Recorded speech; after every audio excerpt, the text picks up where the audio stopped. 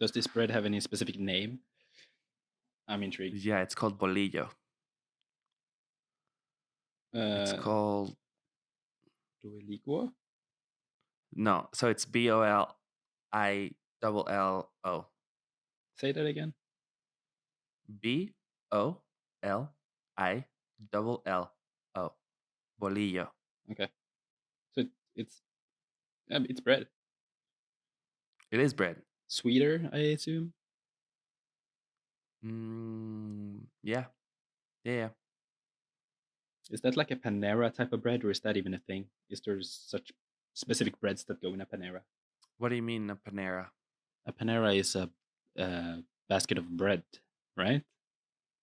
It is, but how do you know that? That is so weird. Okay, it's It's not a because of Panera bread. the cafe chain. I know of Oh, it. okay, that is so okay. It's not a Panera bread. So Panera bread is more like pastries and sweet bread. This is more like you make sandwich with it, or you eat it with certain soups. Some people do, or yeah. Your brain is so weird. Like the things that you retain and the things that you don't retain. Well, you're not wrong.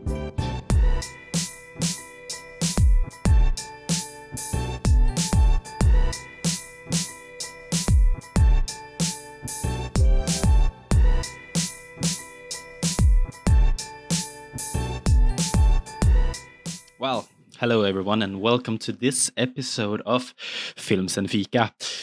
This is where we talk about movies. Maybe we disagree about with each other, probably.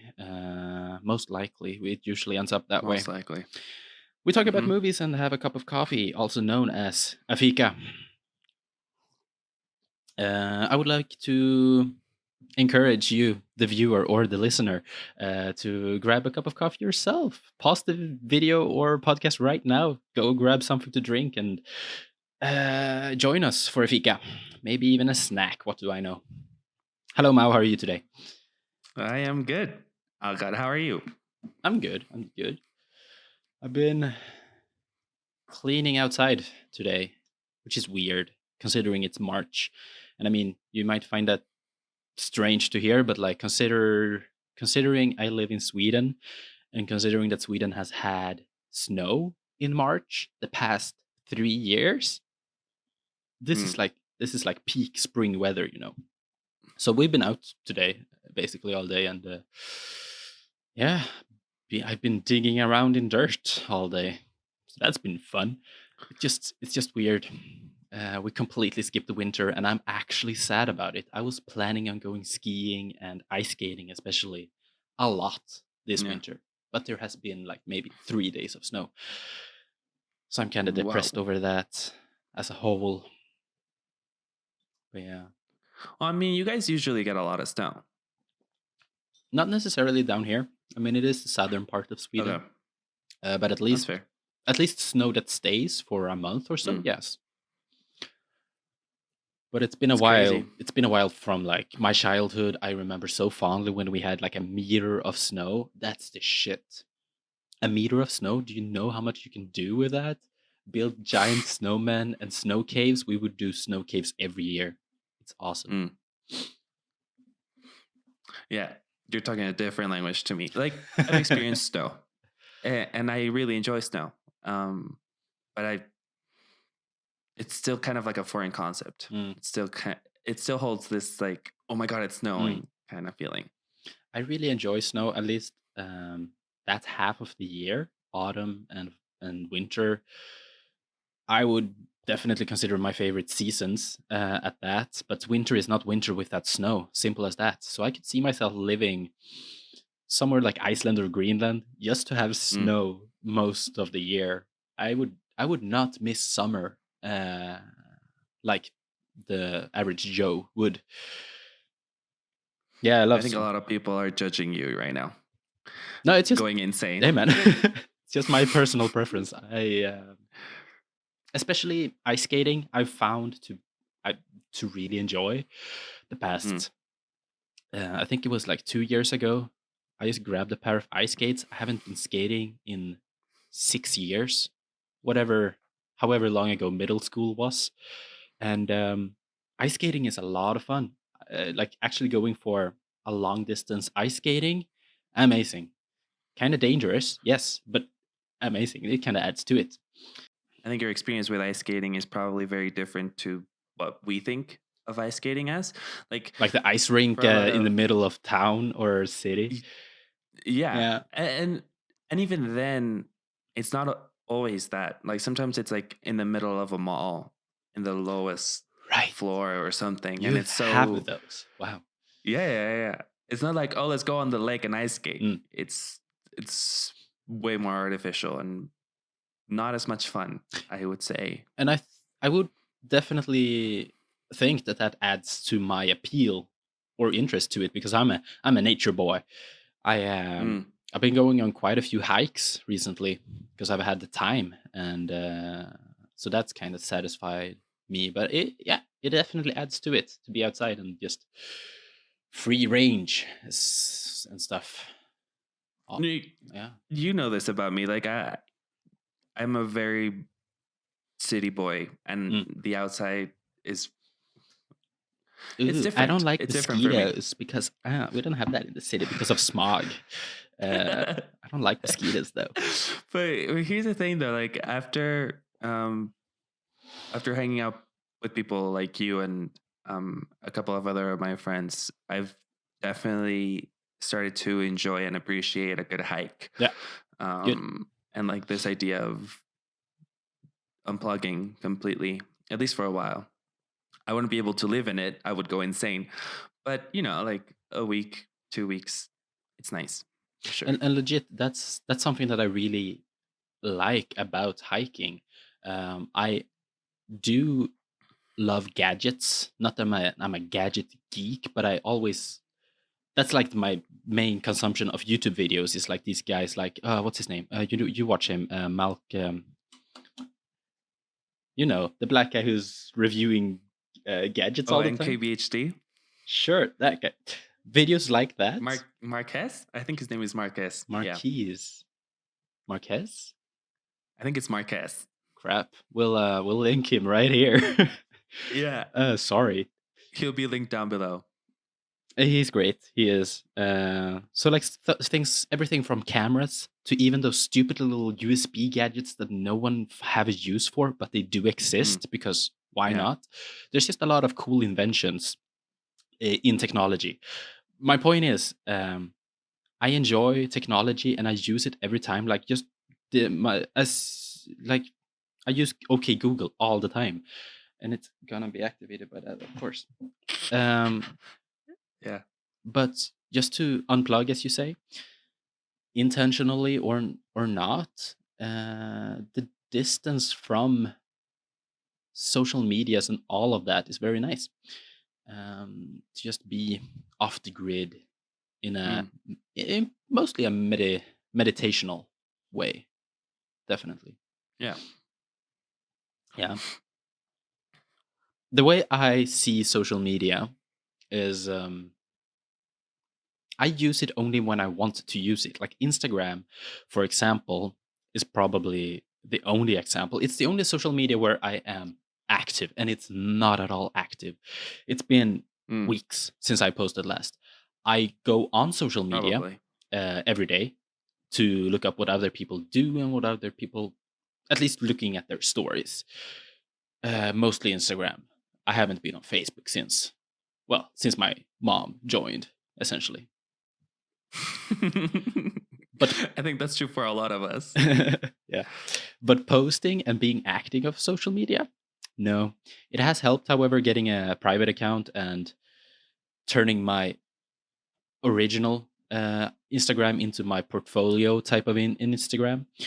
Yeah. So therefore, I've been more active on a different account where I can actually post stories of me making breakfast or something fun, something like less pressure. But I would like to try have that attitude at social media, regardless that like I don't want to add to the problem that social media is, where you have to show your best side all the time and like look happy all the time and look your best the toxic kind of not attitude, but just like the Very produced, mm, very specific, very tailored idea of who these people are. if Yeah. if that's how you roll, fine by me. I might not follow you if that's having a negative aspect on Mm. my own life. I find it so like it's sort of a pet peeve, I guess, when people say like, "Oh, this specific account is making me depressed because they are so beautiful and they make me feel like shit because I'm not beautiful." I'm like, unfollow them. Yeah. I'm not sure if I truly stick to that myself with the people I follow, but to a certain extent, I would like to believe I do. Well, it's easier to give out advice than follow that advice. 100%. So that's You completely don't fair. recognize it when you're in that position, that these Yeah. people are actually having a negative impression on my self image, and it's dangerous and all. But yeah, I have very easy to disconnect from social media, so it is easy Mm. going on a hike and stuff. That's just my view of it. No, that's fair. So, have you seen anything recently that has kind of stuck with you and that you would like to recommend? I have not. I mean, I've been consuming a lot of media. Sure, I've been listening to Mm. some radio, which is interesting. Media is an interesting medium. What? Um, Yeah. I know we like to do these kind of recommendations, and I have kind of been looking for a recommendation to give, but there isn't much.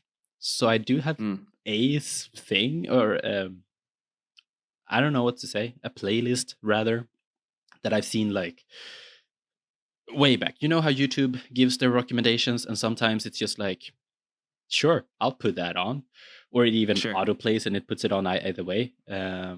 It's just weird like that. So YouTube recommended to me Daft Punk and their Discovery album. I forget which song it was necessarily, but it was one of the ones from Discovery.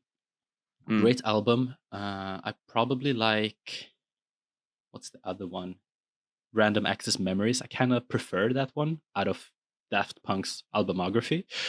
But Yeah. I just found one song that led to another song, and I kind of watched it without any correlation to another.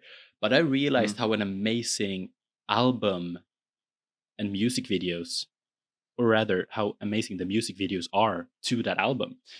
Because Mm. it's the same thing that Lumineers do, and I respect Lumineers a lot for having such a whatever you call it, audio, visual, yada yada. There's a fancy word for it. I think yada yada works. Yeah, sure. So Okay. so the Discovery album has a similar thing to where the music video adds to the song itself, and Okay. when watched, there is a chronological order. I'm not sure. It probably helps actually. It probably does if you watch it in chronological order. Just go on Mm. YouTube and Google a playlist, and there's definitely a playlist. I'm not sure. I will link one down below though for you to just Sounds click on. fair. It's a great experience going through that album. How about you? Have you seen anything, heard anything, or anything interesting in your life? So I'm kind of in the same place.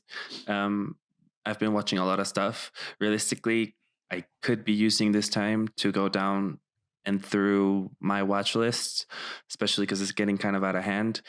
But I find myself just like rewatching the same stuff that I always watch. It's like Friend is on a loop, or you know, I I should be doing a better job at it, I guess. But Doesn't it make you feel unproductive, even though it doesn't really matter? yeah, no, of course. Yeah. Especially because like at least on Twitter, a lot of people are like, "Oh, I'm going down my watch list," or like, "These are the movies that I'm finally being able to sit down and watch because I hadn't had the time before." You know But what? You should probably unfollow those people. They seem very bad to your self-esteem. yeah. No, and like realistically, it's like I don't like I have some very heavy movies Mm. on my watch list, and I really don't feel like sitting down and watching them and like going through that. But in terms of recommendations, I do have one. And mostly because of the movie that we're going to be talking about today. Mm. So it's by the same screenwriter, and it's called Eternal Sunshine of the Spotless Mind. It's the same screenwriter.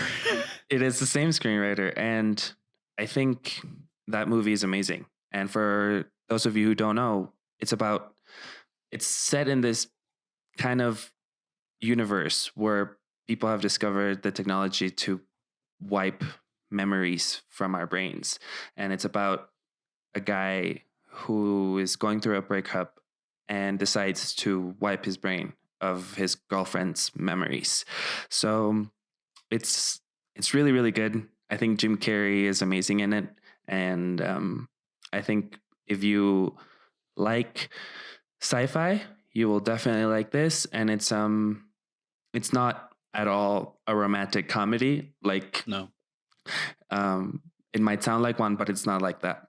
But yeah, you should check that one out. I think it's a very fairly well-known niche movie. I guess it's within movie enthusiasts or geeks. Yeah. Yet, yeah, sure, it's worth a watch. Yeah. Yeah. It's I love the concept of it. I just don't necessarily see the appeal, or rather, I've given that film a lot of chances. So I'm not a big fan, to be honest. But it That's fair. definitely could be a film where you either love it or hate it. I would like to believe so. I think so. I like from the people that I know have seen it, as you say, they either really, really like it or they just can't stand watching it, right? Because I mean, it is art house and very metaphorical in nature. And it's very, yeah, it's not your, let's call it mainstream spoon-fed kind of movie, but yeah, I think it's really fun. It's kind of a huge trip. Yeah, and yeah, I think that would be my recommendation, mostly because it was the same screenwriter, and I went down this hall and kind of rewatched it, and I thought it was really good. It is true, however, as you say, like going through your watch list and dark movies. During this time that we're in, I don't feel like you necessarily want to watch very sad films. I mean, it's nothing like a depression era, but when you're, which a lot of people are, just worried about um, the current state in general, just worried or anxious about.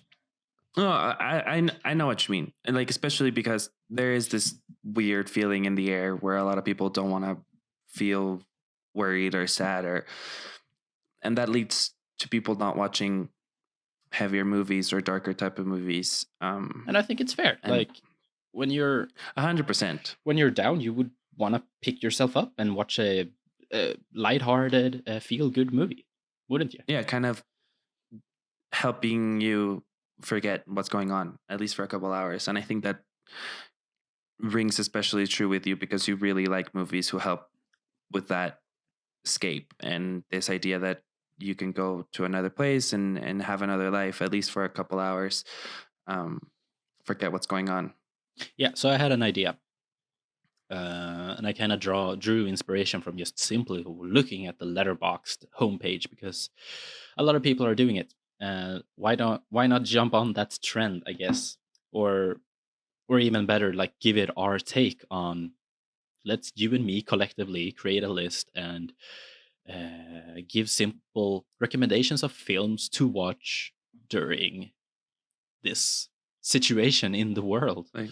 Yeah, for sure. That sounds nice. And for those of you who don't know, Letterboxd is this kind of like it's a website. It's a social media place where you track the movies that you've seen and review the movies that you've seen, and you also follow and are able to be followed by your friends and make lists, and it's a lot of fun, and we're recommended, and we're gonna make a movie list for everyone to see during this weird time we're living in.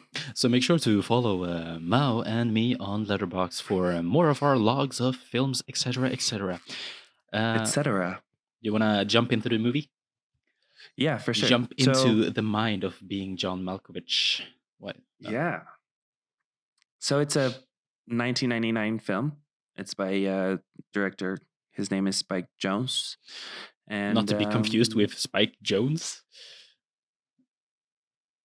What do you mean? No, what's his name then? Spike Lee? Spike Lee? The black guy? Yeah. Oh, just because Spike is just a different name. I confused them two at first. No, I get Spike that. Lee. That's not even I feel a close lot at of all. people Then do. No, not really. mm, I can see why you confuse them though. Like Spike is a very specific name. go on. Anyways, it's a it's a weird movie, and to be completely honest, I think us giving you a summary of what it is or like a synopsis would be a disservice. I think people should walk into this without knowing what it Do you is. think it's I too think they would enjoy it spoilery? more. Yeah, I think it gives up a lot Hmm. of what the movie's about, and I think people should just like jump into it not knowing what it is about. Fair enough. Fair enough. Well, let's just say, however, that it's an artsy film. It's a very Yes. indie film. It has that kind of Yes. aesthetic, much like Spotless, or what's it called? Spotless of the Sunshine. Sunshine of the Spotless Eternal. Mind. Yeah. What? Yeah. That's a long title. It, Um, it's a weird title. so if you've seen that kind of a No, but I agree. movie, it's definitely that. Mhm. And if you don't enjoy films that are just straight up weird, then this might not be for you. Yeah, I feel like that's important. Like, it's not a movie for everyone. It is very weird. It is not like anything a lot of people have seen before, to be completely honest. And I think that's part of the charm. And I think that's part of why a lot of people really, really enjoy the movie. It's because I don't think there's something quite like it, to be completely honest. There's definitely tonally there is, Oh, yeah. but yeah, it's one of those. It's I enjoy it because you can interpret it in many different ways, so that's cool at least. Mm. But did you like it or not? Right. So, as a non spoiler review, I really liked it, which I don't think surprises you But much. you really But liked it. I think it was really good. Yeah, I think it was funny. I think it was compelling. I think it can stick with you and make you think about certain things. Yeah, I think it was really good. Let me say then, I liked it. I mean, Okay. I didn't dislike it for sure. I had a good time watching it. With that being said, it's not the best film that I've seen in this tone, or like, I think Anomalisa is the best comparison I can bring up, and I really enjoyed Anomalisa. But it's probably mostly because of the subject matter that spoke to me more. That's fair. Yeah.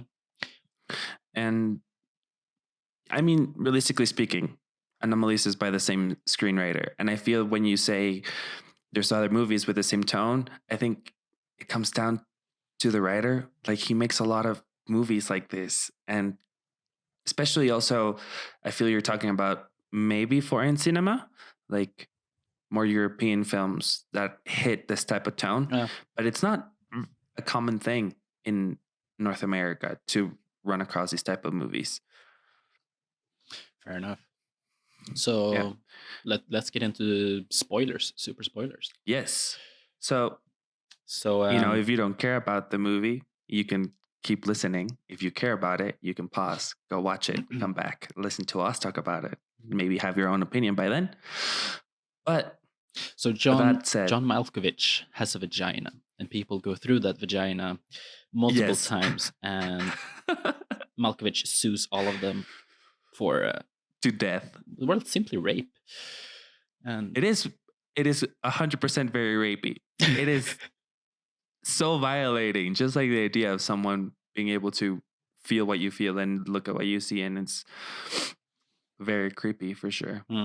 Well, for people who are still listening that haven't seen the film, it's basically Craig and Lottie, who are married, live together. Craig is a puppeteer and gets a new job at this office that for some reason is at floor 7.5. The office floor itself is actually only like only a few feet tall. I don't know. Yeah, so it's like it's half the height of a normal floor. Yeah, So people are always hunched over. which is hilarious, but also super It's weird. hilarious. Yeah. Craig, in this office page, first of all, falls in love with a coworker, Maxine, and second of all, finds a tunnel that leads into John Malkovich, the actor, like actually John Malkovich. He plays himself, Playing himself. Yeah. which is super weird.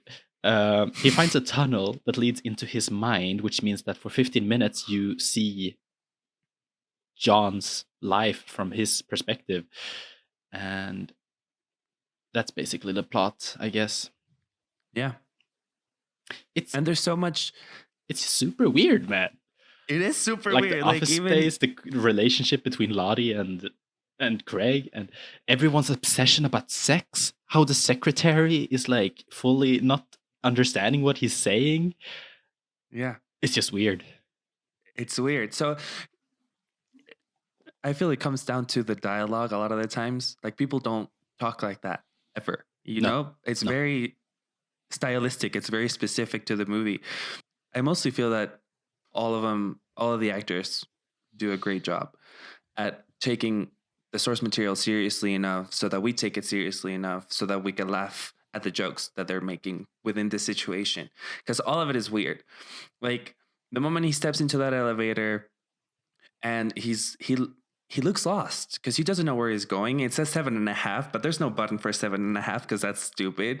So they have to travel up to the point where it's between 7 and 8, and then they have to stop the door and then pry the doors open with a crowbar. And I feel that's just very specific. I think it's hilarious. I thought it was hilarious. Yeah, I feel like the first act, maybe even beginning of the second act, sets the tone very well.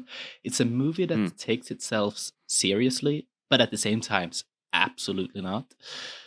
I guess it has a serious intention. But it knows it's a ridiculous It's just premise. over the top. Yeah. Realistically.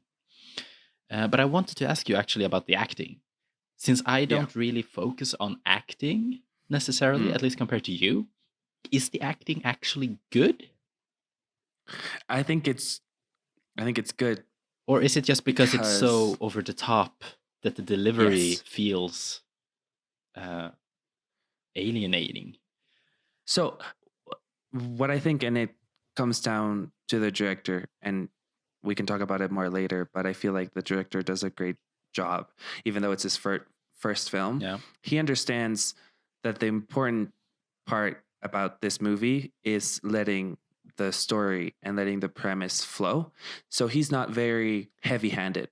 You don't see his style like in some of the other movies done, most specifically Her, which is another movie that he's done with Joaquin Phoenix, where you can see more of his style. Mm-hmm. This is very, he allows the story to take hold and the story to guide us. And within the story are these characters, and they are over the top and they are weird. And I've never met anyone who is even remotely like any of them. And I feel that's why the actors are doing a really good job. All of them, because they're all taking it seriously and they're having fun within the ridiculous parameters of the story itself. I think Cameron Diaz is probably the one that I noticed the most, because this came after The Mask with Jim Carrey, when she was all like attractive and people were blown away by her. And in this movie, she's the opposite of that. Mm-hmm. She has brown hair instead of blonde. It's all crazy and curly and messy. And she's a weird person. Yeah. Like she's the owner of a pet shop and she has all these weird pets in her apartment. I think she would be my favorite. Because I mean, that's honestly the one that kind of like made me ask the question. Like, she stands out, but probably a lot as a character. She's all over the place. Yeah. It just made me question if the acting is actually good or if it's just it feels like they didn't bother to take very many takes on the dialogues, especially. Mm. I feel that comes with the fact that it's a very indie movie. Yeah. Everything comes back to the tone that they're trying to set, and the acting is good within those parameters. You know? Yeah. Sure thing. It's the same with like the nasty aesthetic that it has. Like Nasty? everything looks human. Yeah. Everything looks humid and dirty and nasty. Yeah. Do you have any examples specifically? Most of it. Like the tunnel, Yeah. Craig's apartment, Yeah. the office space that they are on all the time. It's all dank. Because I find Very- it to be kind of like an interesting contrast, however, going from The Office that is just purely comedic to something where they actually stand up like actual humans. In real life, it's just feels like two different worlds. And also with the John Malkovich, looking from his perspective, it's just very weird. It doesn't feel grounded at all. To me, realistically, this film to me is very much like, it's not necessarily character driven, but it's character based. I don't even know. The Maxine character to me is very difficult. I'm having a difficulty. I'm having a difficult time to kind of like break her down. First of all, both Craig and Lottie sees this woman. Sure, she's attractive, but within the first minute of interacting with her, both of those two, I think it probably says something about their relationship, but they're just all over her. So why is everyone obsessed with Maxine? Just like that. I feel I think as you just said, and you kind of nailed it, it's like Craig and Lottie have a very shitty relationship. And Maxine is just kind of the thing that tips the glass over. It's not that she's necessarily super attractive or anything like that. I think she just came about in their lives at the right moment for them to realize how shitty their relationship is. Fair enough. It's just when Craig falls in love with her, it's just very weird because he's like a high schooler going up to the most popular chick in the class and straight up telling her that he loves her. So it's weird. As a character, Craig is super weird. He's so weird. And he's creepy too, because as soon as he declares his love, he goes home and makes a doll of Maxine, which he makes kiss his own doll. Yeah. I feel like everything about Craig is weird. Like how he thinks about puppeteering, how he thinks about people, how he thinks about women. It's all very creepy. And a lot of people could maybe even say it's kind of dated. But I feel all the choices were specifically made. And I think Craig is supposed to talk a lot about masculinity and this whole idea of a man and how a man should behave. And I think it's kind of hilarious because he's so weird and he's so extreme in his creepiness that I feel it's like Charlie Kaufman, he's a writer, is trying to make it clear how ridiculous men act towards women or towards certain situations at certain times. Nice. Yeah. Nice. Just because he's not a likable character. Like at no moment in time are you like rooting for him. No. You don't want him to win. He locks his wife in a cage with a chimp so that he can go have sex with his wife's lover. Yep. And not tell, and that's straight up rape. Like it's not consensual. It is so weird. It's kind of totally uncomfortable when you think about it. Um, I really like your take on that. Definitely. I guess the thing with Craig is that he's the only one to question the idea of monopolizing on or not monopolizing on capitalizing on mm, Malkovich's, like, Maxine instantly business. sees it as a business opportunity to sell Yeah. Malkovich's head. Which, to be completely honest, man, $200 for 15 minutes of anything is a lot of money. Well, like, it's apparently a religious experience, though. of course, no. I get it. I understand, but man, $200 for 15 minutes. It sounds like my sex life, but that's okay. That's just me. I feel it's like, oh man, it's just weird, especially because it's not like John Malkovich is doing anything interesting per se. Most of the time, I assume he's just at his apartment. Yeah. Like he's just and doing whatever we do in our apartments. We don't ever see this perspective from these people that are actually paying, because presumably he is just in his apartment doing normal things. Yet, the first time Lottie enters him, she's having like a crazy experience. Definitely different from what Craig had the first time. Yeah. Maybe because he was in the shower. Maybe it was because it was a different sex. I think it has to do with sex. I think it helps Lottie figure out a lot of things about who she is, which is an interesting theme. Like, I think the movie obviously is talking about identity and who we are and what makes us who we are. And this idea of becoming someone else to understanding who we are, I think, especially as a creative person, I think it's a very interesting take on it. Because we write or we create or whatever it is that you do with your creativity. If you're an actor, if you're a painter, if you're a songwriter, sometimes you take a moment, you take an opportunity to do something that is completely different to who you think of yourself as a person.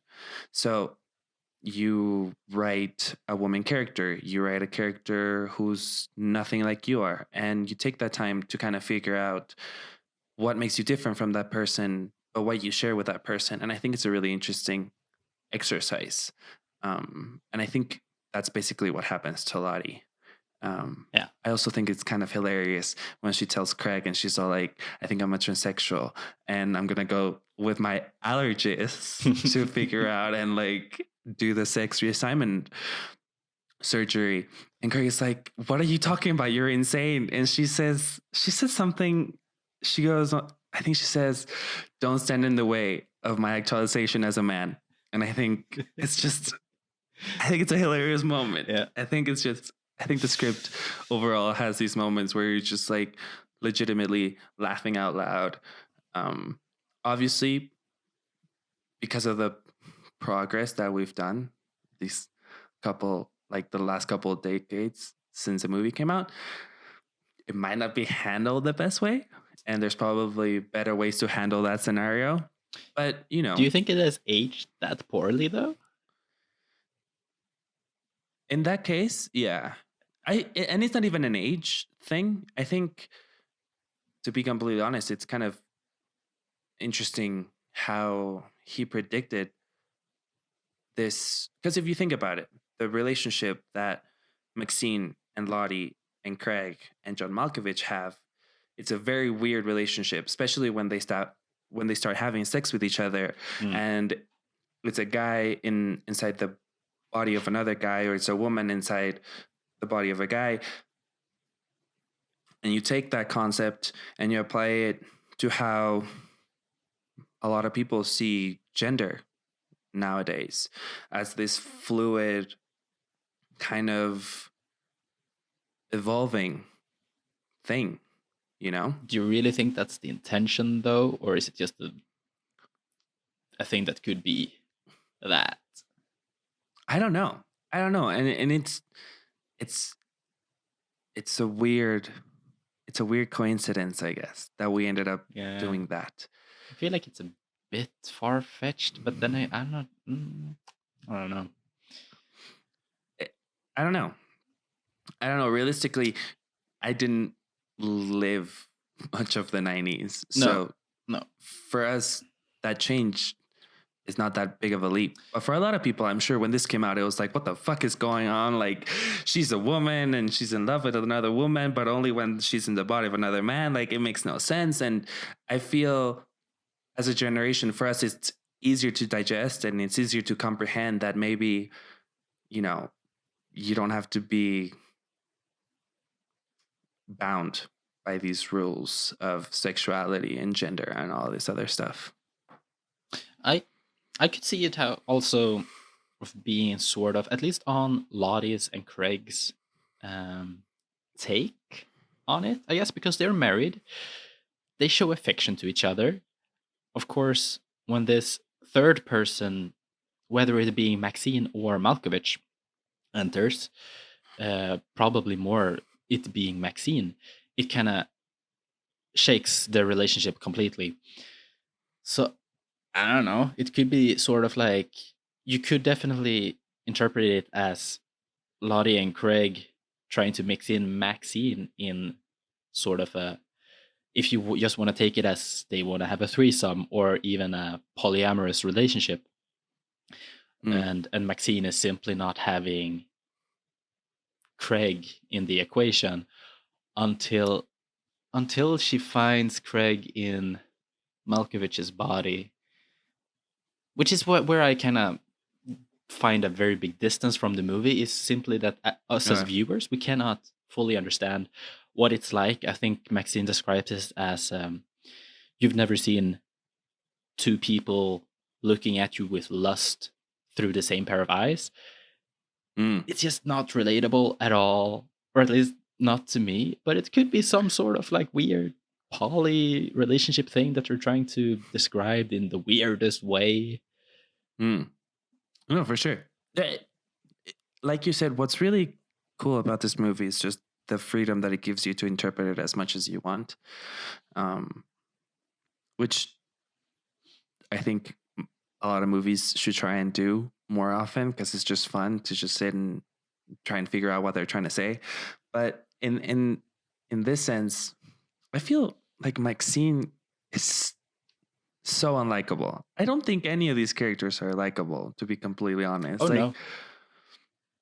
But Maxine is evil. She knows what she's doing. She knows that she's like stepping into the middle of this relationship and she doesn't care about it. And I feel for her, it's way more about wanting to be loved. Like, she just wants people to find her attractive. She likes the idea of having power over people. She likes playing with the power as well. Exactly. I could kind of see some sort of addiction with power or sex, or the power that sex has on another person. Like the way she plays with Craig in the beginning of the film, the way she manipulates Lottie, how she's completely abandoning her for Craig when she discovers that Craig can pull the strings of Malkovich. So she definitely have her weak spots as a character. I feel for all of these characters, including John Malkovich as himself, they're all just looking to be loved in one way or another. And I feel it's like, how far is someone willing to change so that someone else loves them?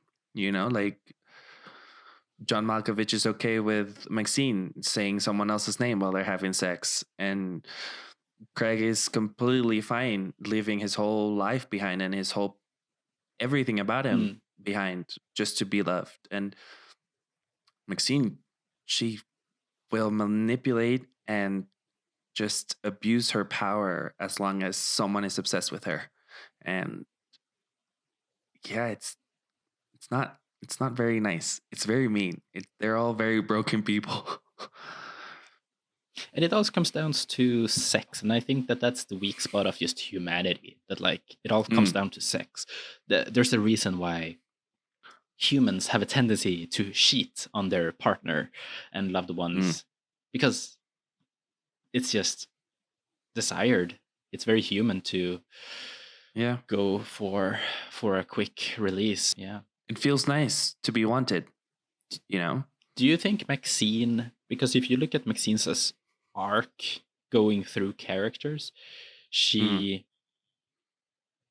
first plays with Craig, and then Lottie comes into the mix, and she says that she falls in love with Lottie pretty much right away.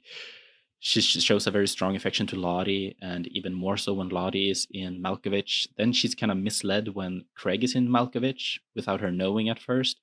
But then she's, of course, very miserable and wants to come back to Lottie. Do you think she simply was gay all along or something along those lines? Is there an LGBTQ thing in there? I think in terms of LGBTQ, I think Lottie is probably that more than Maxine. I feel Maxine... So? I feel Maxine just wants to be loved, man. Like, she doesn't care whom. She doesn't really care what they do.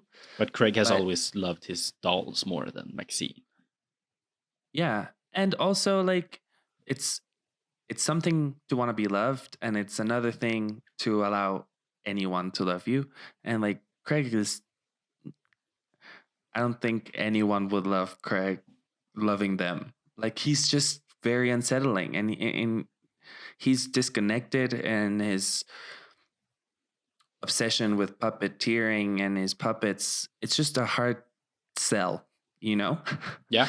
But I feel Lottie is definitely more of like an LGBTQ character who doesn't really know. And it makes sense that she doesn't really know, because I feel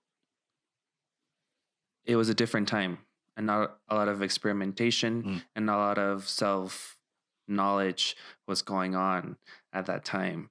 So for her to not know that she's probably really into women up until she's inside of a man, and she has this like interaction with another woman, that it kind of clicks. But if you think about that makes sense to me. I don't think her and Craig ever really loved each other. I feel they were together just because maybe they thought no one else would be with them, you know? And kind of like I found someone who's willing to stay with me and have sex with me and say that they love me. And why would I fuck with that? Yeah, because Craig always cares more about his puppets, and Lottie always cares more about her animals. And they don't care about the other one's interests. No. Like, they're married. They've been living together for a while. And Craig doesn't even know the animals' names. Like, it shouldn't be that hard. You know, there's like Absolutely. 5 of them. Yeah. And I think Lottie doesn't really care about the puppeteering either, because it's a weird subject. Puppets are weird. I'm sorry for any puppeteering aficionados listening, but it's a weird thing to like. And although, like the montage of the documentary of Malkovich's life and how he transitions into, that's hilarious. It is amazing. Yes. It is one of the funniest things I've seen all week, legitimately, because it's such a serious, like, I love that Sean Penn shows up out of nowhere and he's all like, yeah, he's a genius. Yeah. We're all going to become puppeteers now, because basically this is the best transition between jobs. Sure. Not to mention the Charlie Sheen cameo, though. Where did he come from? I think it's hilarious because, especially, I feel like our generation think of Charlie Sheen as a TV star, like 2.5 Men all the time, most of the time. Especially after his controversy, it's a little bit iffy with whatever image you have of him. Exactly, but he was a moderately big star in the 90s and the 80s because of his dad. His dad was huge in the movies, and he started becoming huge in the movies too. And well, he's a problematic person. We know that now, and probably why he was in TV. But yeah, it was a weird. I feel it's weird looking at all these actors as themselves. back then. Yeah. I gotta say though, one of the things that I really enjoyed as well was the whole flashback sequence that the chimpanzee has. I wasn't gonna 'Cause- mention it, but yes, that's hilarious. What I love out that of the it's blue? subtitled. Yes, and it's just like Go. it sees a pair of rope, and it's the most cliche kind of a thing. It's just like flashback, flash to white, and then it's filmed from the perspective of the chimp and how it sees its parent, and it's afraid to do anything wrong. It's cute and it's funny, and it's oh wow, because you're in such a serious sequence at that time, and then you just handed some backstory to the chimpanzee. Yeah. Because I feel the chimp gets he gets brought up more than the other animals, and they talk about how he's going to therapy and he's dealing with childhood trauma, and you're like, why is this still a thing? Like, why are they still talking about this? And then this flashback comes out of nowhere and it's subtitled, and his name is also Elijah, even though chimps probably doesn't have, like, they don't communicate through names. Like, I think it was really well done. And I think overall, the way that they managed to switch tones from very serious to completely ridiculous and then back to serious, I think it's really cool. And I think it's not easy to do. I think overall it's very well made in a filmmaking aspect. Well, that's very broad. But yeah, I mean, the way it goes through the story, perfectly executed, for sure. I have doubts about the dialogue and about the acting and about some redundant flashback scenes. But it's definitely hits the emotional notes that it needs to. Yeah. Do you want to talk about, however, the concept or the idea of the tunnel that leads into another person's life, or as what's his name, Lester called it, vessels, and how every 33 years, am I right about that? 44 years, this person who is controlling, I assume, Lester's body moves on to another body just to live forever. Yes. It's crazy. It's crazy. It's a little bit horrifying, to be completely honest, because if it would have been real. Yeah, mostly because the person, so Lester, let's just call him Lester for clarity's sake. So he is the owner of the building that Craig finds the portal in, and he, like the as you original said, owner, like he built it. Yeah, he built the building. He found the portal, and he uses it to stay alive forever. Here's where I get lost, and mostly horrified. He goes into someone else's body before they turn 44, and he takes over. But that other person's consciousness doesn't disappear. It gets stuck as like a passenger in their own lives. And that is awful. That sounds horrifying. The way I understand it is that in the same way that John Malkovich is seeing everything that Craig does to his body from the point of view where originally Craig saw Malkovich's life, that's the same thing that happens, I assume, when the person turned 44 and they take over as hosts, which is crazy. But also, does Malkovich come back to his body once they move on to a new host? Probably. I mean, yeah.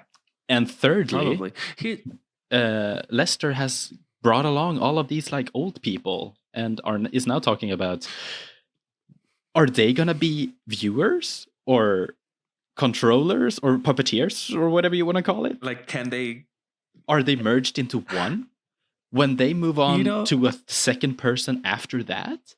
Is there like a lot of consciousness within that one vessel? Or there's so many questions.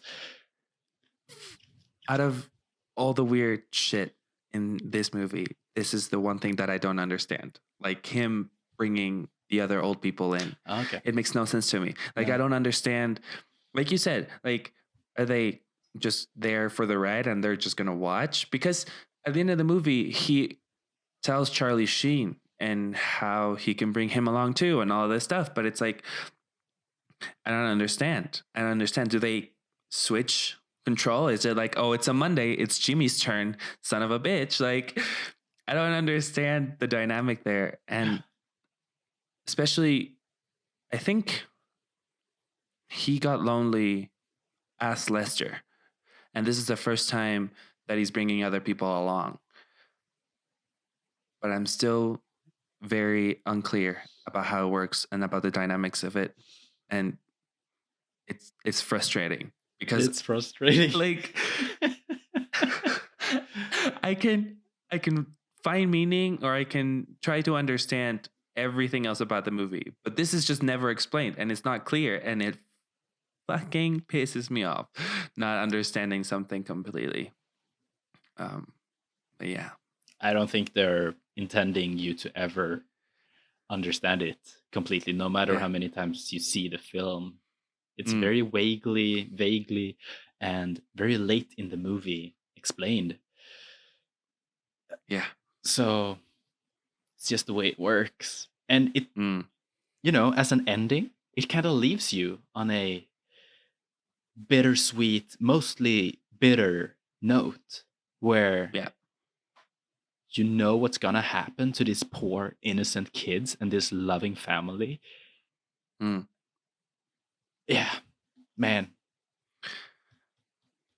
I do want to talk about something with you because I feel it was really well made, and it probably like goes over a lot of people's head, but there's a couple of shots where we see John Malkovich looking at himself in a mirror. Yeah. And because the camera is like POV, they had to like VFX that shit. Yeah. So I assume those green screen? shots, I don't know. I really don't know, because I saw like a behind the scenes photo, Right. and when it's when John Malkovich is sitting at the restaurant with the other John Malkoviches. Yeah. And Malkovich. he has Malkovich, a camera. Malkovich. Exactly. Yeah. So he has a camera on his shoulder. So like they put like a rig on his shoulder, and that's like his POV camera. But for the rest of it, well, first of all, I think it's hilarious that he goes into this restaurant and everyone looks like him, and all they say is Malkovich to each other, and they are having like proper conversations just saying Malkovich, and I think that's hilarious. But they replaced a lot of the heads so that they are John Malkovich, and I think all of for them, the time. No, they didn't have that type of budget. Like if you look really closely, some of them are just they're like just body doubles. Some of them are just like, yeah, they're like old white people. Well, not old. He's 44 or something. But, well, I mean, that's just like the generic sequence white that dudes. stands out the most VFX wise. You can definitely like see clearly that it's a VFX shot, but it's very well made to be 99.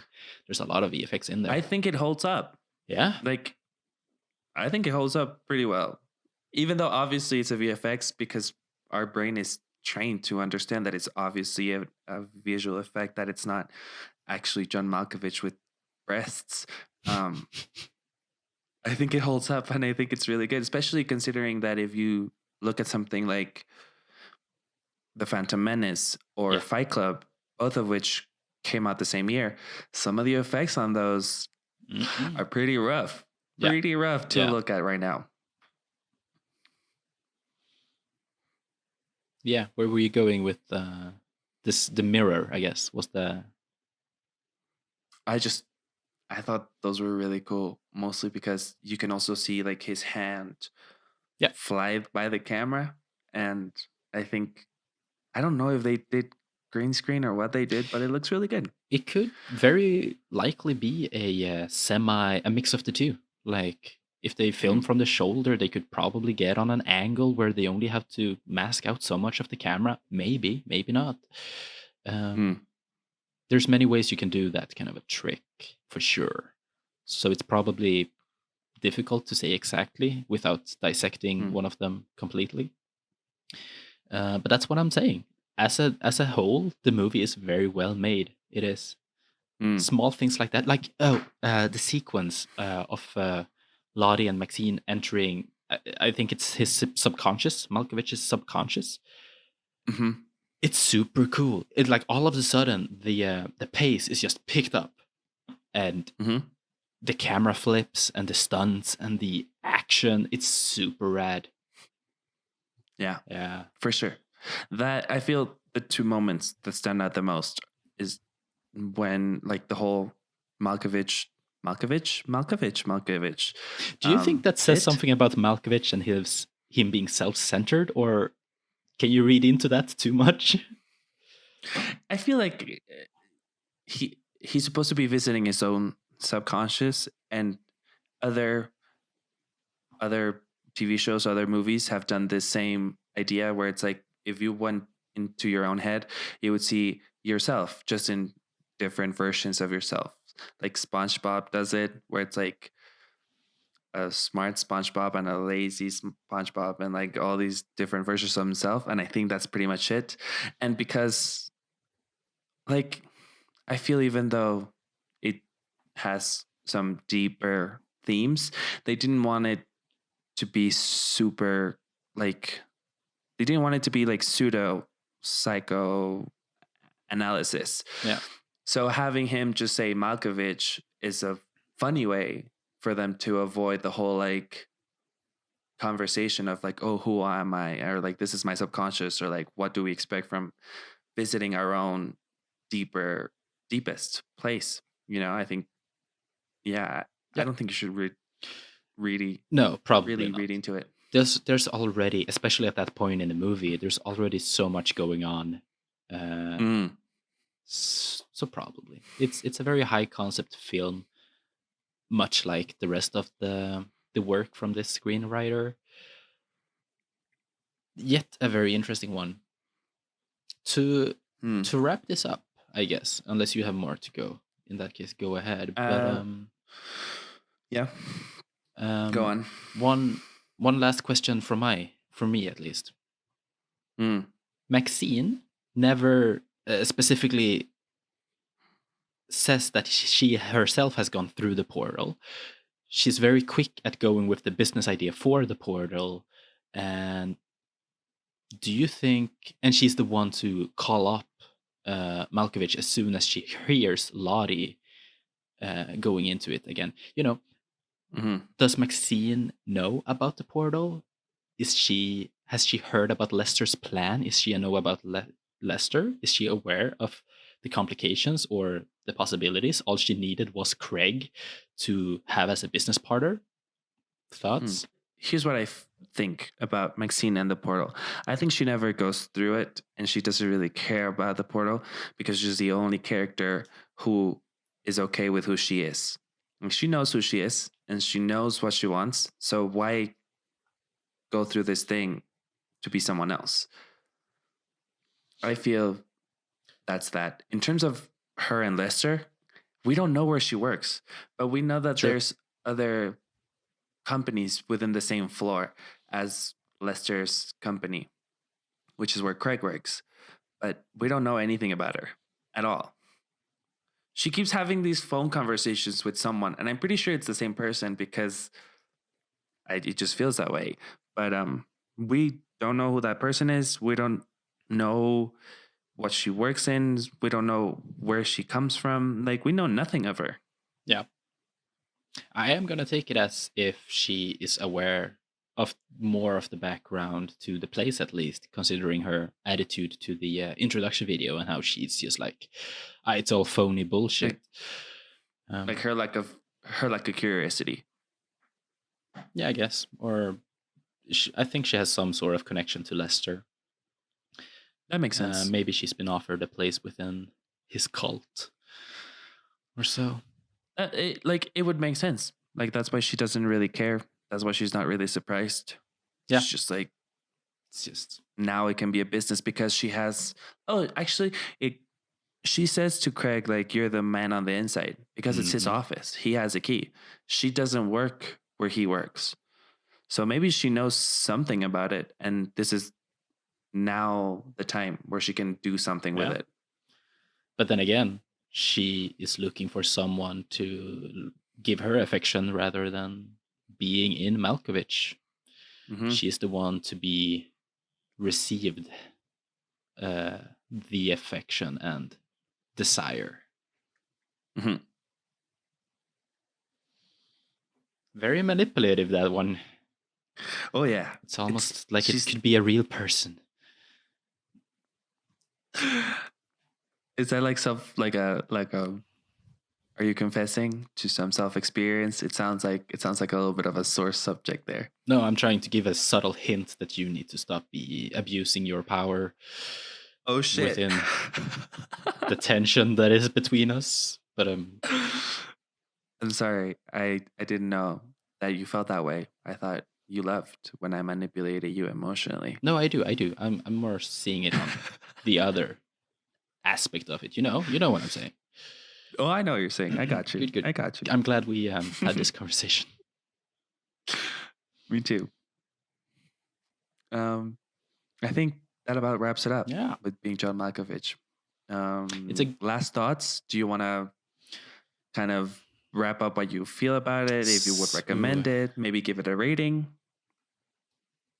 To summarize my feeling with it, I like it, and I'm definitely not. I don't feel like my time was wasted seeing it.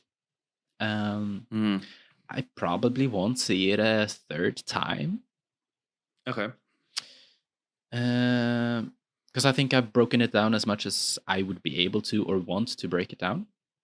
Mm-hmm. However, I like that we both had the sort of the same conclusion about the message of the film. Because I mean, sex is always prominent from the get-go. Mm-hmm.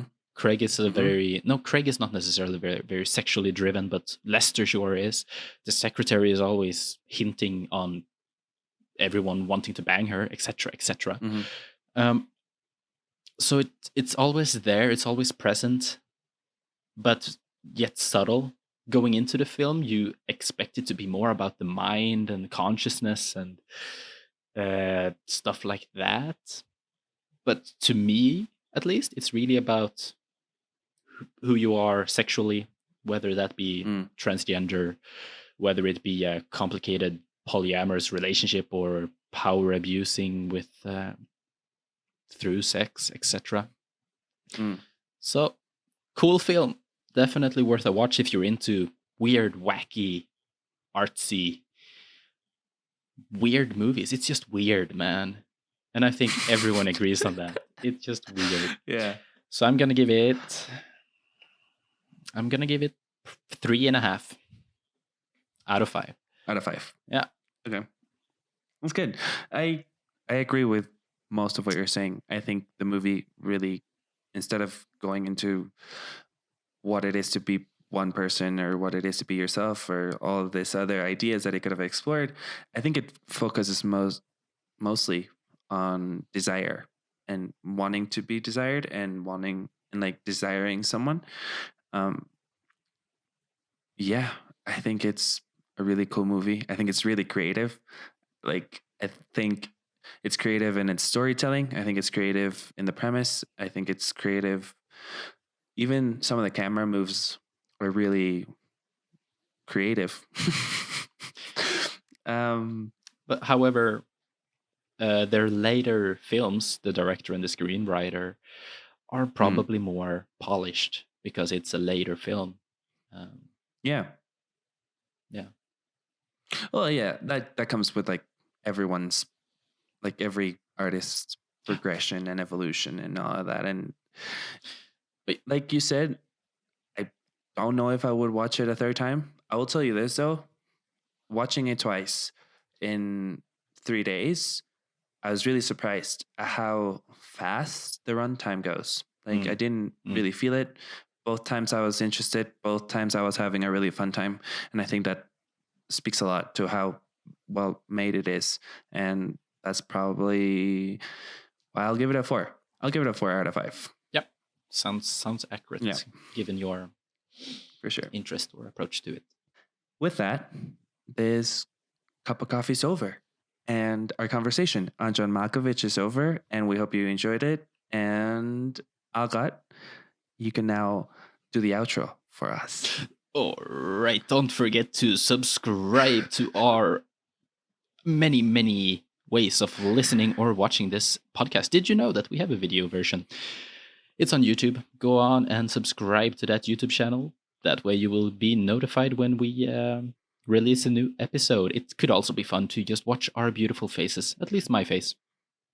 And naturally, yeah, if you're already listening to this audio version, you know that we're on that specific platform, but we're also on Apple Podcasts, Google Podcasts, Spotify, etc. Pretty much everywhere where you might find podcasts, whatever your preferred platform is. Make sure to subscribe or follow us on there as well to not miss the next episode where we discuss more movies. And lastly, don't forget to follow us on Letterboxd, the social media platform for movie nerds. Yes. It's honestly really fun. And I know. We're going to be here every other Thursday discussing more movies, mostly older movies because all of the new releases have been canceled. So there's not going to be any new movies for a while. Can we talk about how much that sucks though? Like I wasn't necessarily looking forward to Mulan too much, but James Bond I was looking forward to. I'm mostly upset about The Quiet Place too. Yeah, me too. Really excited That's the to one see. That hurt the most. I'm excited to see how they pick up from the previous one, how they mix and blend the current time to pre-sequel. It looks like a great film, and I want to watch it now. We still haven't gotten a release date on that one, have we? None of them. The only movie that got postponed and we got another release date was James Bond, which was moved to November. But the rest of them are kind of like in the air, which sucks. So we'll be looking at already released movies. But we think it might, we will keep it interesting. We'll keep it fun, and we'll try to every other Thursday. We'll try, yeah. Also, go in or click the link below to find our list on Letterboxd with movies to watch during your lockdown, quarantine, whatever you're experiencing right now. We're giving some suggestions on movies to watch, recommendations and or things to lighten the mood, maybe.